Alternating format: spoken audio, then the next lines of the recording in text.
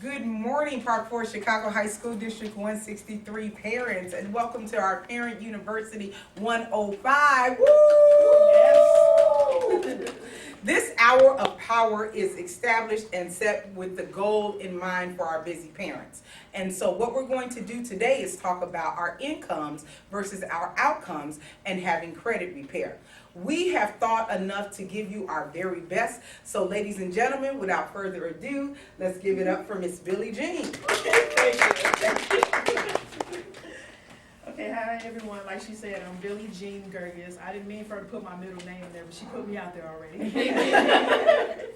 Okay, so I'm here to help you guys get more education and knowledge on credit. I've been studying credit for 7.5 years, and I know there are some people that have been studying it longer.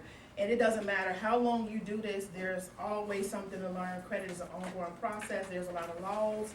The credit bureaus are always changing. The government is always changing and things like that. So I'm definitely here to help you guys get a better understanding of what credit is, how credit works.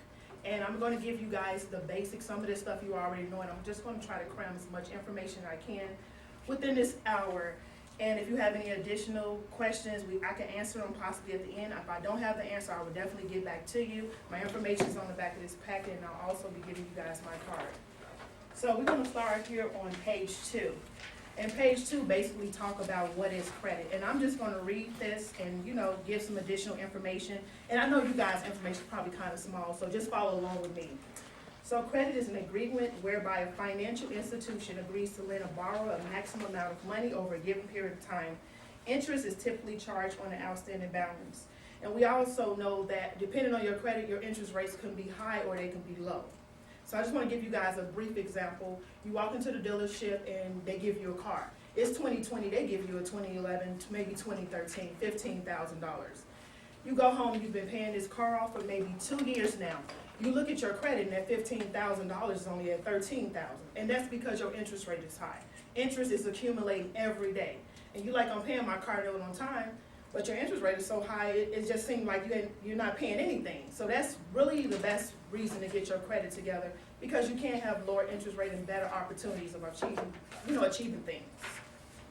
So this here is talking about non-government reporting agencies. A lot of people don't know this, but the credit bureaus are not government agencies.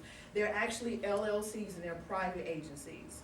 So how do I fix my credit? Before you begin to do-it-yourself credit repair, you'll want to get a copy of your credit report from all 3 bureaus: Experian, TransUnion, and Equifax. You can get your credit report once a year, every year, from annualcreditreport.com. It is free. So once you go onto the site, you just click on each one, you print your credit report out, and please print it. If you click off that site, what will happen is when you go back to do it again, they're going to say you have to wait next year. You already saw your credit report, so either download it or print it out. So we're going to talk about assets versus liabilities. So asset is money coming in. So if you have cash flow, stocks, bonds, business, or rental properties, those are best. That's income that you have coming in. And then we have liabilities, which we all have a lot of this. And it's your home, which is probably your biggest liability, your car, your cable, phone, possibly your kids. That's just money constantly going out and things like that. So we have 3 types of credit. We have revolving, we have installment, and open accounts. So revolving is a type of credit that can be used repeatedly up to a certain limit as long as the account is open and payments are paid on time. That's just an ongoing process. And then you have installments. That's mortgages or car payments. You're paying off something. That's like a loan that you get and you're paying the same amount every month, or you can add additional. That's an installment loan. And then you have open accounts. It's an active loan of some sort that are currently making payments on. So an open account is pretty much what your credit always look like when you're paying your credit cards and things like that. They're all open and you're constantly paying them.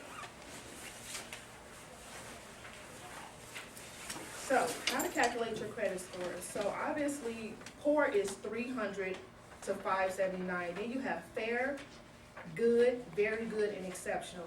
Exceptional is 800 to 850. That is not hard to get to at all. You just pay your bills on time, you accumulate credit, and they say, wow, you're doing good, let's up your credit score. Your credit score possibly goes up every 30 days. So the amount of credit that the government say you should have based on your age, so according to the age that you are, and you go out to get something, they feel like you should have a certain amount of counts on your credit and a certain credit score. So if you're American between the ages of 50 and 59, and that's the second highest FICO score, should be at 706 at least. And then 40 to 49 average at 684, and your 30 to 39, that's 673. So that's what the government say that your credit score should look like according to your age in obtaining credit. And I want to talk about credit cards. I know some of us live off credit cards a lot, and when you don't have money, you constantly spending. But if you have credit cards and you're constantly spending, that drops the credit score tremendously. When you go over 30%, and that's not even a lot. You can have a credit card, 5,000, 30%, 500, 30%. That brings your credit score down tremendously, and that can absolutely make your credit look horrible. Because when you go to get something, they say you're using a lot of credit. If you look at your credit report, like possibly Credit Karma, and it says, oh, you're using 98% of your credit, you only got this amount of credit left. But when you pay that credit card down, your credit score can shoot up 60 points right there. So always try to stay below 30% if you can, and if you use your credit card, at least try to pay it off fast enough, so you know it won't hit you so hard. And how does credit work? Credit is an agreement you have with a lender to obtain goods or services that you pay for at a later date under agreed upon terms. For example, if you get a loan, the lender will give you the money and you will have to repay the loan over time along with interest and possibly other fees. Always remember, credit is an agreement between you and someone else. Now I want to talk about why credit is important. For most consumers, building a solid credit history is an important step in establishing a financial security. Not only is credit important to borrowing at favorable rates, but it can also help you get a job, get an apartment, lower your auto and homeowners insurance rates, avoid a deposit on utility agreements, and more. So credit, like I said in the beginning, is very important for those that do not have a lot of money. If you have good credit, I promise you, you can get anything. You can go, if you have a credit score at like late 7 something or up to 850, you can walk into a dealership. They don't even care about your income. They won't even ask you for it. You walk in there, they'll say, excuse me, how would you like to try this car out for a certain amount of days? You can walk out with a brand new car and drive it around just because your credit was good, and bring it back if you don't want it, because what the credit bureaus are saying to them, we trust them, you know, regardless of what their income look like. That's what credit can do for you. Now, secure versus unsecured, and this is really important, guys. So secure credit is when a loan is secure. The financial institution has established a lien against an asset that belongs to the borrower. The asset becomes collateral and it can be seized or liquidated by the lender in the event of a default. So secure credit is not always bad, but it could be if you don't have the money to pay back, your access can be taken away. Like title loans, for instance. You give them your title and you paying, and it's a lot of interest because Illinois usury laws are unbelievable, but that's a whole nother subject. It gives a lender an opportunity to charge whatever they want as far as interest. And you paying all this interest, and all of a sudden your car is taken because it was used as collateral. So secure credit can be good, and it can be bad also. And then we have unsecured credit. The lending institution assumes greater risk in granting an unsecured line of credit. None of the borrower access are subject to seize upon default. Credit cards, for example, that's why the interest rate is so high. So when you get a credit card and you don't have good credit and your interest rate is at 27.99%, the reason why is because they haven't took any collateral. So that's why you're paying so much on your interest rate on credit cards, because they don't have anything to back them up just in case you decide to skip out on not paying your credit card bills anymore. And the 3 C's of credit, this is the way lenders look at us, according to our character, our capital, and our capacity. So the character is from your credit history. The lender attempts to determine if you possess the honesty and reliability to repay debt. If I'm moving too fast, let me know. If you guys want me to reread something, let me know also so you can write it down. And then we have capital. The lender will want to know if you have any valuable assets such as real estate, personal property, like an automobile or savings and investment account that could be used to repay credit debt if income is unavailable. So it's like, what property do you own to secure your debt? And that's capital. And then you have capacity. The lender will look to see if you have been working constantly in an occupation that is likely to provide enough income to support your credit use. So they want to know if you have a steady job, they want to know your current living expenses, how many dependents you have, etc. So they go off all that based off what they're going to give you, because they want to know if you can actually pay the loan back. Do you have enough money to sustain your bills and to sustain this loan? Now, I know a lot of you are wanting to fix your credit. You're here for some reason. And this is never too late to fix your credit. I don't care how old you are. I don't even care what's on your credit report. It can be disputed and it can be deleted. A lot of the things, well, one thing I know that pretty much can't be deleted is child support. Now, what happens when you dispute child support? It will be taken off. But the thing is, it comes right back because child support reports you constantly. So if you have an account that's reporting you constantly, like child support, it'll come back, because every 30 days we rotate on a 30-day system here in Illinois, probably throughout the United States. But anything else, I promise you, it can be deleted. Charge-off, repossessions, bankruptcies, it can be disputed and deleted. The thing is the verbiage that you use when you're actually sending this information over to the credit bureau. And about 75, 73% of the stuff is on your credit is inaccurate anyways. It's something wrong. Because the credit bureaus, when they put it on there, did they ever reach out to you to tell you they're putting it there? Absolutely not. They're not going to reach out to you because it would take too much time and too much money, so they slap it on there according to whoever gave it to them. They mix some things up, and all of a sudden you're looking at your credit like, I didn't open this on this day, I don't owe this. And for those reasons, it's supposed to be deleted, and it's going to be deleted. So the best time to start working on building your credit is now. Regardless of how many negative items you have on your credit report, their impact can diminish over time as you add new positive information.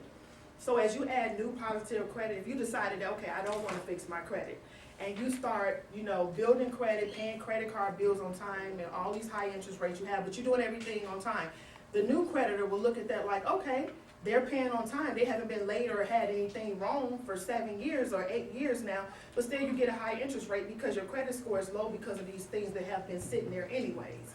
So it's best to just overall fix your credit. So how to build your credit? One way to build your credit is that, like my husband and my son right now, they are authorized users on my account. I don't give them credit cards because I will have a credit score that's unbelievably ugly. they have no sense of finances whatsoever. I live in the same house they do, and these two right here will rob me blind. So I don't give them access to anything. I just, spend and I make payments, and what that does, it helps build their credit up. Like right now, when I'm done working on my husband's credit, he had some student loans that I was able to get deleted because they were derogatory. They were from 2013. And I wish I had brought the information. I didn't, because we moved in our home, and I realized there wasn't enough room, so everything is in storage. But that's fine. But yeah, I was able to get some student loans. He had 2 Premier Bank cards, and he went crazy with them. They gave him some money after I deleted some things. And he's the kind of person that doesn't keep up with everything. I'm his paperwork person, and I don't have time for that. And now they were derogatory. So I have letters that I'm sending out today that I know is going to remove these 2 accounts absolutely with no problem. So you definitely gotta keep paying your bills on time, become authorized users, or you can get a secured card. I don't recommend it because some people just don't have $500 to get to a creditor and be like, okay, put this on a card and I'll just spend it as we go along and you build my credit. Sometimes you just don't have that, but that is another option. I started doing that when I first started out on credit because I really didn't know until I started researching and studying. I went to someone, I tried to get a credit card, they denied me. They say, well, we can give you a secured credit card. A secured credit card is give us $500 and you spend as you go along, and we'll report like that. And what happened is I did that. I did it for a while, and eventually they gave me a credit card because they saw that I was able to spend accordingly and pay off my own money. And that was great. So that's a great a great way to do it. If you don't have the money, I don't recommend it. I recommend you just fixing your credit and getting credit cards and things like that. And I have another example. I have a cousin. I'm not gonna mention his name because he didn't tell me to mention this information. So I have a cousin. His credit was not good at all. We started fixing on it. We started deleting things, and all of a sudden, this man is getting cards from Chase Bank. I'm talking about $8,000, $10,000 credit limit. And let me tell you something, Chase do not play. They don't give anyone your credit. And that's him paying his bills on time. That's him cleaning his credit up. We remove inquiries and things like that. And let me tell you something about inquiries. They can drop your credit score. That little 6 points each one, you got 20 inquiries for going to buy a car because they run your credit like a bunch of times. And it drops your credit score. Over you 6 times 20, and there you go. Your credit score has dropped. But let me tell you what's so good about inquiries. They can be deleted also. Because what happened is when you go into that car dealership and you just looking for one person to give you a loan, they just sent this out to everybody. That's one little piece of paper that you signed. Supposed only went to one person, one credit, one bank. And they just sent it everywhere. So now you can dispute that and have it deleted off your credit. You know? So, piece of cake. I can show you guys on my phone right now on Experian. I had like 15 inquiries because I applied for things. I went and tried to buy something, and I got decent credit. That man ran my credit all over the place. And then I wanted to get a car for my son. They ran my credit all over the place. I wanted to give my son something basic, not so new. So my mistake was just going to a dealership that wasn't a big name dealership, and they ran my credit like crazy. I had 15 inquiries. I have 5 right now. As a matter of fact, I'm going to show you guys. I need you guys to see this. Just recently, everything deleted.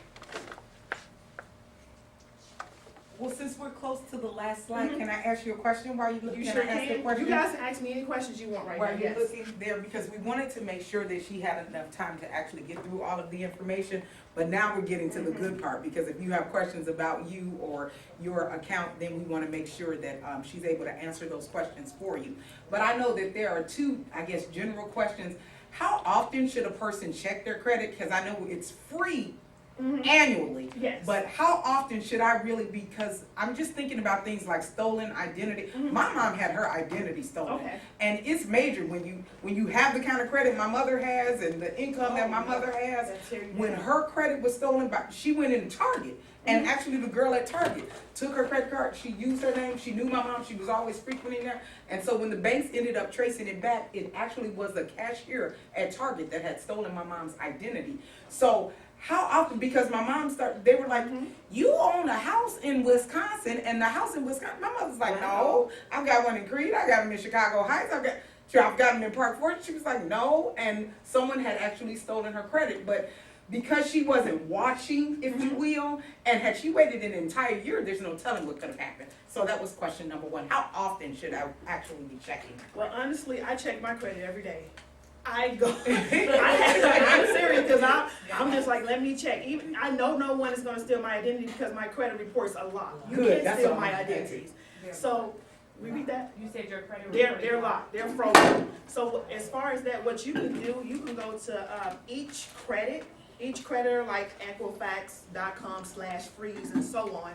And you can freeze your credit report. It's going to ask you how long do you want to freeze it. You want to freeze it forever. Because what you can always do is go on that account and unfreeze it. At any given time, you want to go apply for a credit card, you just go on Equifax.com/freeze. It's going to say unfreeze. It's going to ask you forever. Do you want to freeze it indefinitely or for a certain amount of time? You're going to freeze it for that one day, have them run your credit. You can go back on there and refreeze it. So it's hard for someone to steal your identity if your credit reports is frozen, because once they apply, it's like, stop, we can't do that. Everything is frozen. So I do definitely check my credit every day. It's just a habit for me. My credit reports are frozen, but I just like the fact to just look up results and see what's going on. That's me. Question? When you say freeze and unfreeze, the same thing, like, okay, like, let's say you say you want to go and buy a car. Do you have to unfreeze it in order for them to run it? You do, because if they run it while it's frozen, it's not going to allow it. Yes. Okay, I get that part now, but people still can report to your age, your car when it's frozen? Yes, they can definitely report you. If you're late or something like that, it doesn't stop that. It just stops people from running your credit without your The inquiries without. your signature and things like that. That's what it stops. So you definitely want to freeze your credit up. So I was intentional on that question because you had me to do that, so I wanted to make sure we were sharing those nuggets with individuals. And then the other one was the secured credit cards. With my bank, I was banking with Guarantee. This is video recorded, but it's the truth. So I was banking with Guarantee, and they offered a secured like CD. And so what happened was they had you open the CD, and that's for people who didn't have the money up front, like you were saying, the $500, the $1,500 to do that. So they're saying, now you pay into this. Every month we'll report it as good credit on your account. However, Guarantee went belly up, so it's just on my credit. It's just open, so nothing's happening now. What you mean by they went belly up? They closed. Really? Guarantee Bank closed, and so now it's just hanging. It's just sitting there, it's open? Right, so it's just hanging. So that's money that you put into that. And it's money. Yeah, and so it's money that was just put into that. So I didn't get the money. I didn't get my money back either. And They just Nobody else bought them out? and it was no. it don't, so. And I received a letter saying that the branch was closing and they did all the shutdowns and everything. But as far as my credit, it's just sitting there. I was paying into it and they were reporting and it was looking good. But now it's just open. It's just open, so you don't know where the money is, where these people are. Okay, so that's another situation to definitely look into that and see where the money has went. But if you got an account that's sitting there and it's saying open and it's not reported, it's not giving you any progress, you report it and close it. Okay. You report it and close it, and they're definitely gonna close it right away just like that. Yeah, if it's closed though, how will I get my money back? Cause like. You had the same thing happen. Yeah. You have to find out who is behind this and I gotta what's do my going on. homework. So you gotta definitely do your homework on that and see where the money has went to. I can't even believe that. It was supposed to get bought out by CNBC, I think, cause I got a letter. It was supposed to be bought out by some bank. But there was never any follow-up. I Never. haven't received any follow-up. So it's like, what happened to the money?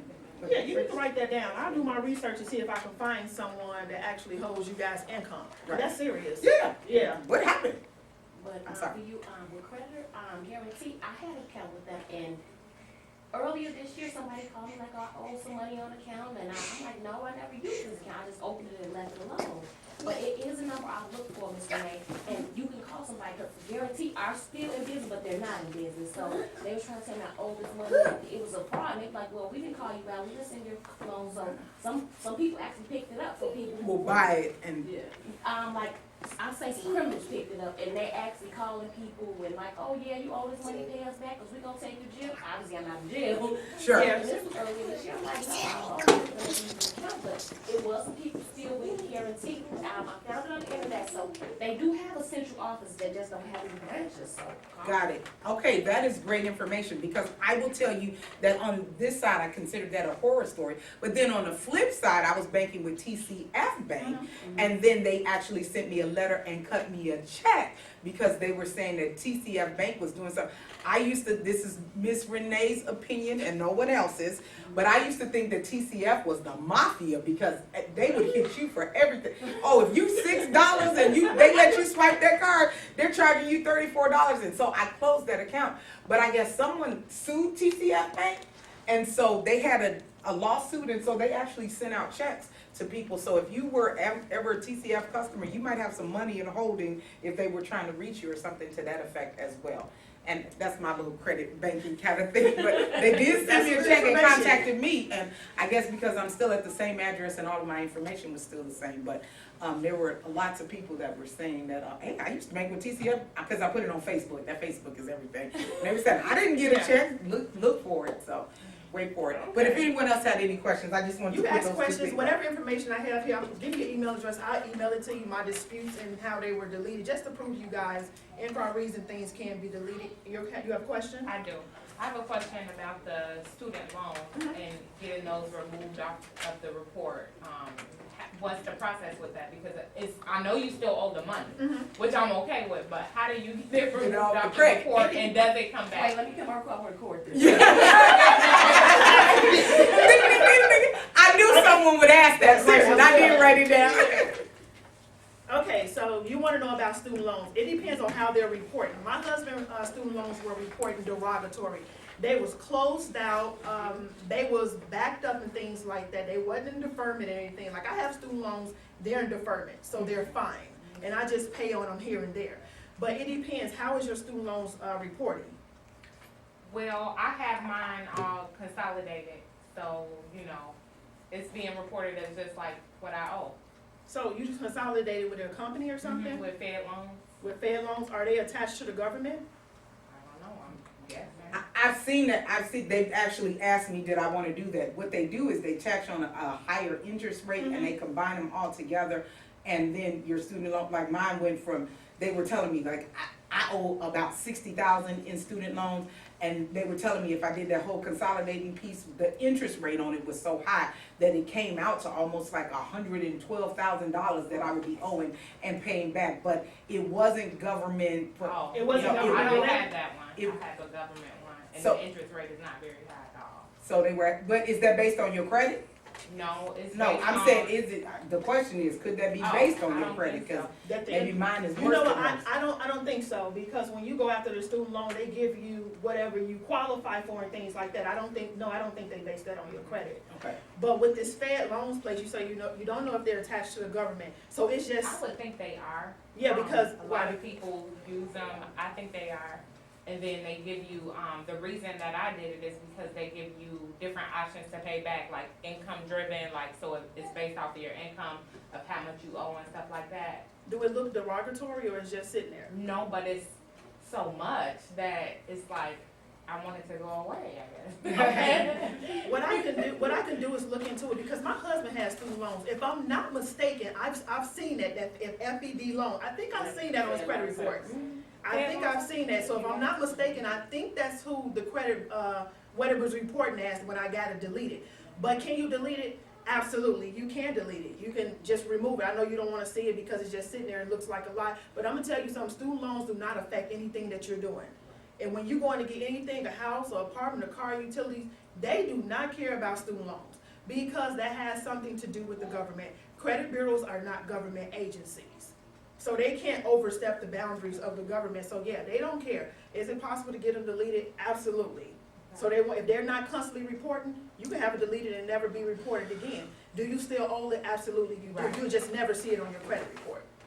Right, because, so back in the day, I was told, like what you're saying, that the student loans won't affect your credit report and things that you're getting. But then I had people that were going, trying to buy houses and things like that, and they were factoring that into their debt to income ratio of how much of a mortgage they could afford. And if that's that makes probably sense. because they were constantly paying on it. Like my student loans are in deferment. If I go to buy a house right now, they don't consider it because they're in deferment. But Right. if you constantly paying on it, it's showing you Then they paying, do. they gotta factor that in. Right, Yeah, because it's something it's an expense coming It's out a of your deal. pocket. So wait a minute. Yes. I'm just gonna play devil's advocate here. Just saying. Yes. Since I've got high student loans, you mean to tell me that if I take them out of deferment, let them fall out of deferment, because I'm just gonna be honest, we're being transparent. What happens I just got back from San Diego, so we're gonna say what happened in 21st is gonna stay in 21st. Even though it counts. All right, so I'm just gonna ask this question. Yes. If I come out of deferment and I can get this removed from my credit, report, and I know it's there, but I necessarily just don't have to see it, and eventually I can pay them back, because I keep going back to school, I'm just be honest. yeah. I just keep Yes, going keep back to going. school, because I said since they keep adding up and then Right. don't leave me alone, I just keep taking a class here or there, so I'm just gonna be honest and transparent.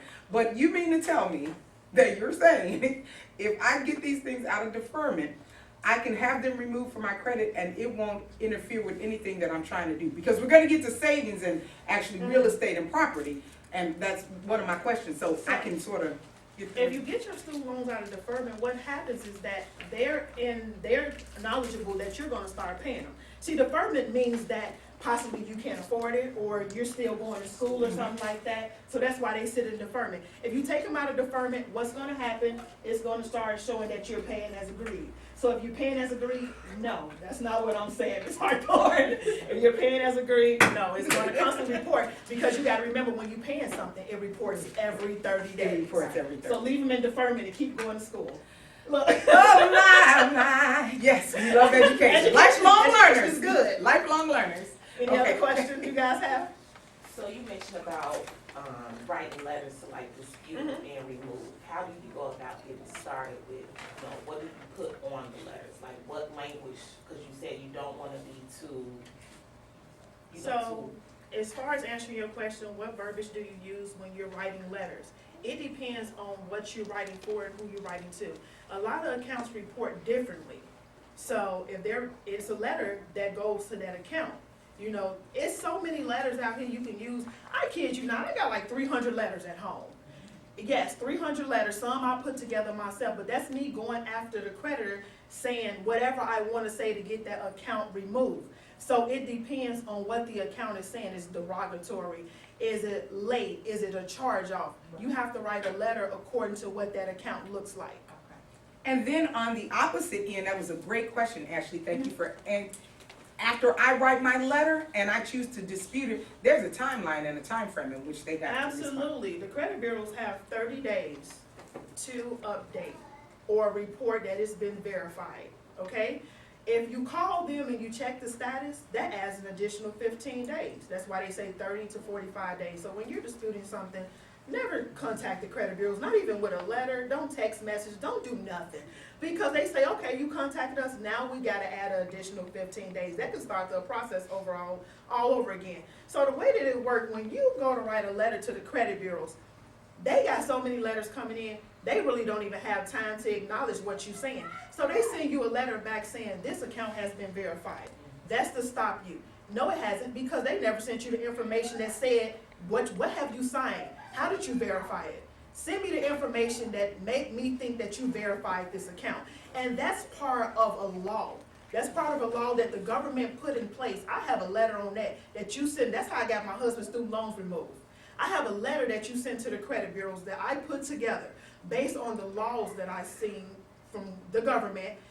They came back, it came back verified at first. I sent the letter in after the second attempt, came back deleted. Because you never verified anything, because according to this letter I sent you, I need you to send me everything you have from the time I started this account to now that makes me believe that you have my information in your possession. That's how everything could definitely be deleted. Which reminds me and gives me Yes. another question.